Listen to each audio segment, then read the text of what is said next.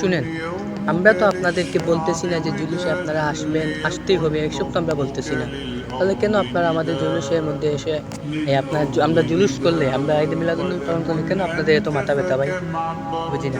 আমরা তো একবারই বলছি না যে আপনারা আসতেই হবে, জুলুস পালন না করলে গুনাহ হবে, এসব তো আমরা কখনো বলি নাই। আমরা কি বলছি কখনো? তাহলে আপনারা কেন আমাদের জুলুসে এসে বাধা দেন?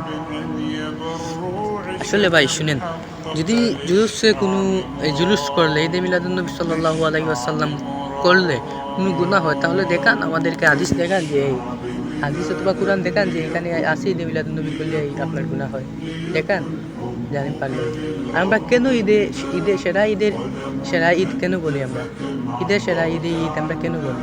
কারণ এই নবী যদি না আসতেন, এই নবীকে যদি আমার আল্লাহ রাব্বুল আলামিন না পাঠাইতেন, তাহলে দুনিয়া কিছুই সৃষ্টি হতো না। পাহাড় পর্বত, আসমান জমিন, সাগর নালা, পাহাড় পর্বত, জান্নাত জাহান্নাম কিছুই পালন হতো না, এই সৃষ্টি হতো না। তাহলে আমরা যদি সকল ঈদের সেরা ঈদ করি, তাহলে আপনাদের কেন মাথা ব্যথা ভাই?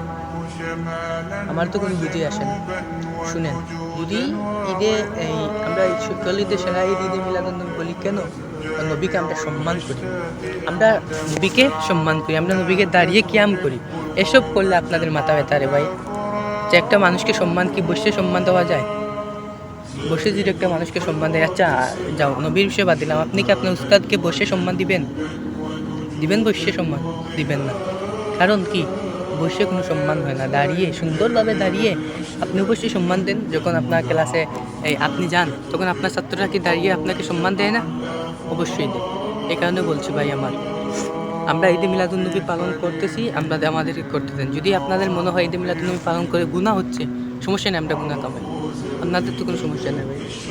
তো আপনারা এসব বাদ দিয়ে আমাদের মতো থাকতে দেন, আপনারা আপনাদের মতো থাকেন যান। আর সবাইকে জানাই পবিত্র ঈদে মিলাদুন্নবী সাল্লাল্লাহু আলাইহি সাল্লামের অগ্রিম দাওয়াত। আসবেন, জুলুস করব, একটু নবীর সম্মান একটু শুনবো, শুনে আমরা সিন্নি খেয়ে আবার চলে যাব। ওকে, সবাই ভালো থাকবেন। আসসালামু আলাইকুম।